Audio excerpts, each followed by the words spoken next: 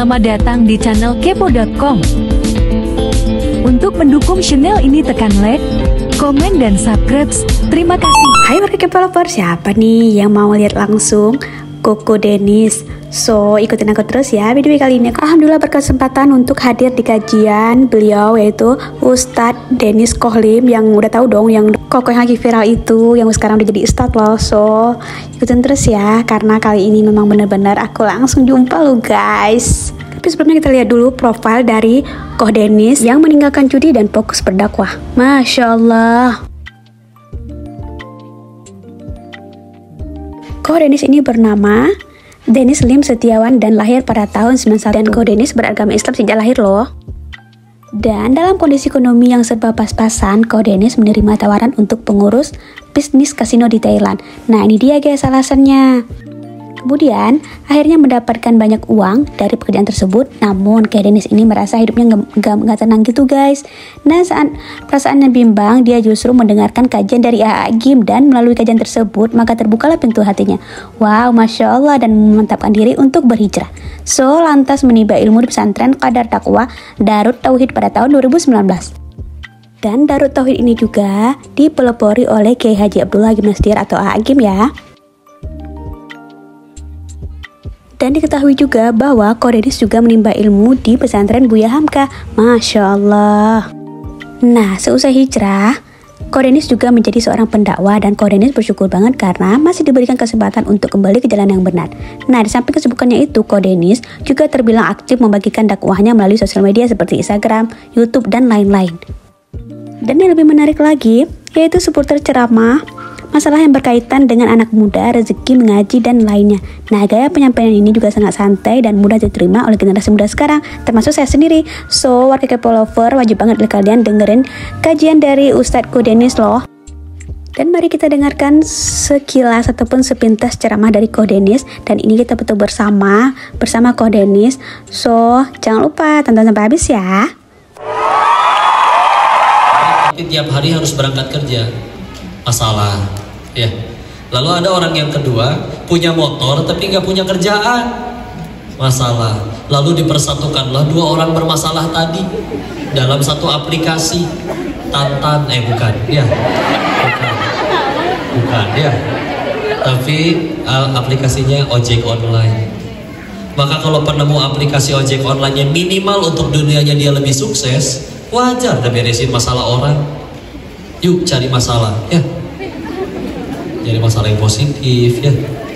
Karyawan dua, yang satu udah kerja 15 tahun tapi selalu tengok masuk jam 8 pulang jam 4, tiap kali beres kerjaan bantuin dong, gak mau, bukan job dia saya ya. Karyawan kedua baru kerja 6 bulan, tiap beres urusan dia tanya, ini kantor punya masalah apa, biar saya yang urusin. Kira-kira yang lebih cepat naik jabatan dan naik gaji siapa? 6 bulan. Gara-gara ngapain? Dari masalah. Jangan alergi sama masalah. Ada kebaikan di dalam masalah ya. Kepahitan apapun juga minimal cuma jadi 2 lah. Kalau nggak gugurin dosa pasti tinggiin derajat ya. Sepakat jadi masalah? 1. Terus lanjut. Sekarang kita ke Quran kok ya. Tadi dibaca oleh Qori. Surat apa tadi yang dibaca di awal? 20 ayat 1 sampai berapa? Enggak, kan it's awal fityatu ilal kahfinya nggak dibaca ya, tadi baru nyampe 9 ya, 1 sampai 9 ya. Nah, pada berapa ayat Al-Kahfi? 110. Surat ke berapa? 18. Juz berapa?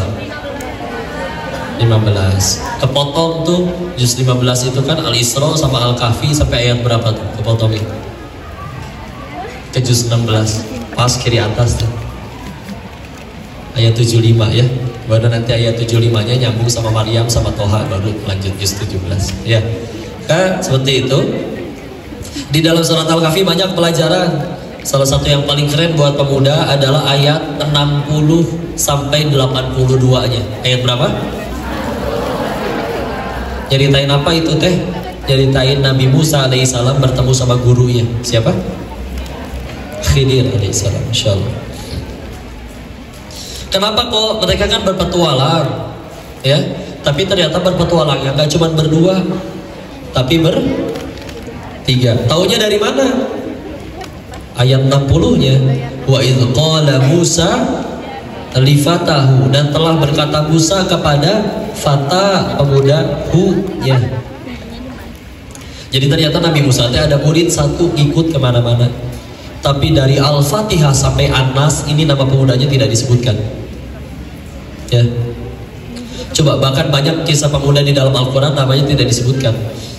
Pemuda Ashabul Kahfi disebutin nggak nama lengkap, ukuran sepatu, makanan kesukaan, dan lain-lain? Enggak ya, kisahnya doang.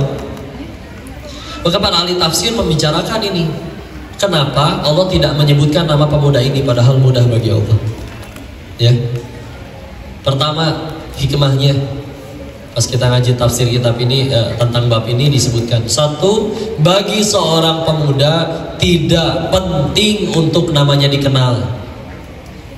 Apalagi bagi seorang pemuda tidak penting untuk dikenal. Ingat ya, bukan berarti dilarang viral, diharamkan terkenal, bukan. Tapi kalau ada pemuda di Muhammadiyah sini, di Ummi, yang setiap hari yang dipikirin viral, viral, ya gimana ya caranya ya? Live TikTok mandi lumpur. Gak laku dianya mandi lumpur. Takwa dan prestasi. Iyalah. Mungkin kalian misalkan melihat orang entah di pasar, entah di mall, entah di mana, itu orang baru turun dari mobilnya, mulutnya mingkem, tapi orang di sekeliling kita yang menyebut, loh dia kan pendiri perusahaan ini, dia kan penemu teknologi itu. Prestasinya yang menjelaskan siapa dirinya.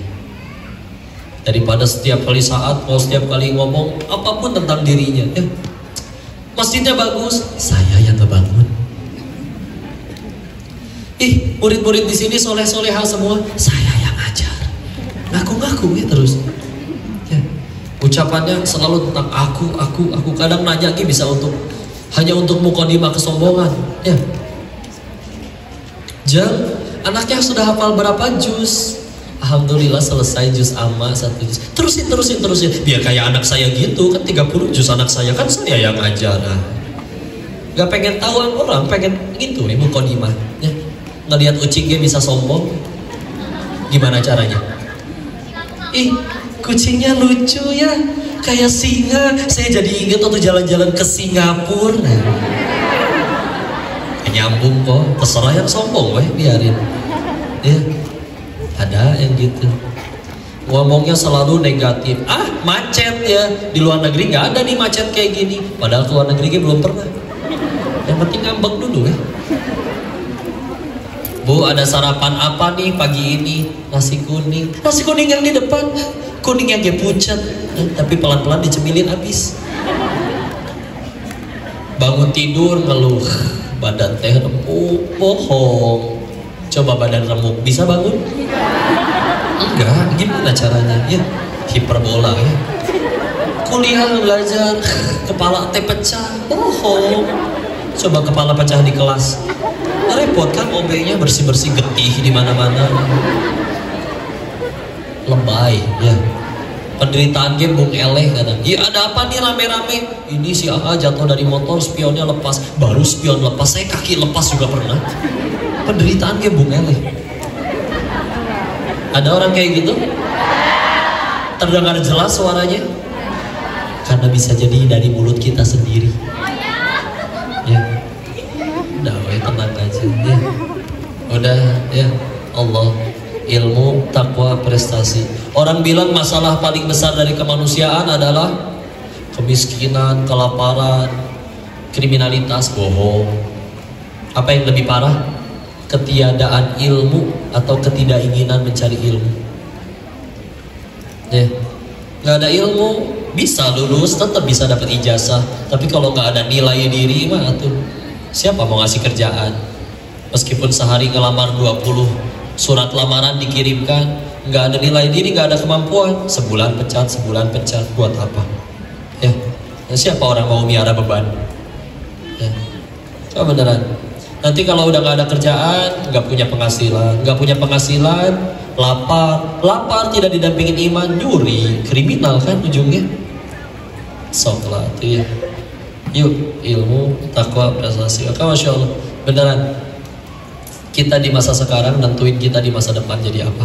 Ya, Udah, ini kalau diizinkan jadi wasiat ya.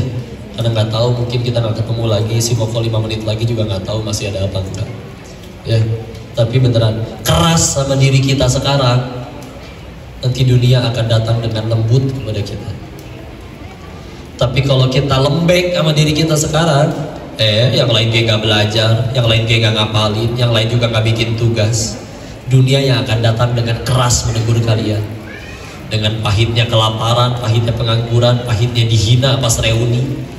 Ya kan itu bagi jadi momok yang menakutkan bagi sebagian orang.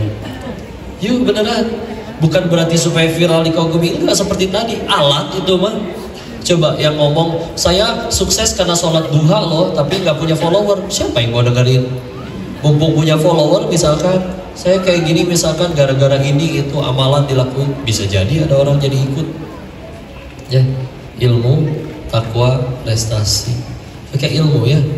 Bagi ulama terdahulu nasihatin, ilmu itu ibarat mahkota, tidak terlihat mahkotanya, tapi membuat ucapmu didengar dan dipatuhi. Ya. Dan ilmu itu ibarat harta yang ringan dibawa tapi nggak bisa dicuri. Pernah ngedengar ada kiai gitu jalanan tengkleng gitu. Kiai, kenapa Pak Kiai? Iya, saya kebanyakan baca kitab jadi berat sabelah. Nggak ada. Apakah bisa dicuri? Lagi tidur dicolokin flash disk gitu di kupingnya, diambil datanya? Nggak bisa. Makin banyak ilmu makin kokoh. Dan di penghujung kajian ada hal menarik loh dari pertanyaan emak-emak. So, jangan lupa ya disimak terus. Sesi pertanyaan part akhir. Apa kalau pengen punya menantu kayak Koh Denis? Itu pertanyaannya Pak Ustaz. Apa kira-kira Pak Ustaz ya? Itu pertanyaan terakhir Pak Ustaz ya. Satu, kalau ternyata kayak Koh Denis nanti berangkat ke Thailand loh. Jadi bandar judi, mending kalau bisa pulang. Dua, atau tanya ke mamanya Teh Yunda, ya jangan ke saya. Ya saya nggak tahu. Aslinya banyak dosanya ya. Doa dari beliau kali. Atau mungkin kayak gini, bisa jadi dulu ada orang yang pernah saya jahatin, saya zolimin, tapi orang yang saya zolimi ini ternyata dia orang soleh asli, makanya malah ngedoain kebaikan bagi yang menzoliminya. Terus Allah pengen orang itu dapat pahala jariah. Mungkin orangnya sekarang sudah wafat atau sedang beristirahat, tapi kebagian pahala ini dari sayanya ceramah. Sayanya bisa jadi malah jadi dosa. Ketika ditonton kayak gini tapi malah tergelincir, lupa bukan untuk mengagungkan Allah, malah mengagungkan diri sendiri. Bisa jadi saya yang ke neraka sendiri. Jadi tolong ya, doain. Mudah-mudahan kompo di depan satu ini nih nggak cuma ngomong doang, tapi juga diamalin. Ya, mudah-mudahan tidak tergelincir. Nggak tahu lah. Dulu AA juga pernah bertanya kepada ada orang yang haji tiap tahun, bukan umroh tiap tahun ya, haji tiap tahun. Ditanya oleh beliau, apa amalannya Pak Haji bisa haji tiap tahun teh? Dijawab, apakah ahli duha? Dijawab, enggak, saya jarang duha. Apakah ahli tahajud? Enggak, terakhir tahajud ke mabit Ramadan kemarin ya. Terus apa tuh amalannya? Ada salah satu Pak Hajinya ngejawab kayak gini, mungkin justru bukan amalan, tapi saya lebih banyak dosanya. Makanya Allah pengen saya tobat di sini. Allah Aji Maha Penyayang, dari yang tahu. Beneran deh, gak ada baiknya si Koko ini, banyak dosanya. Jangan nyari yang kayak si Koko ya. Harus lebih baik dari si Koko ya. Gitu ya. Terima kasih. Itu yang jawabannya sudah disiap. Alhamdulillah selesai ya dengan kajian dari beliau. So happy banget dong. Assalamualaikum warahmatullahi wabarakatuh. Bye.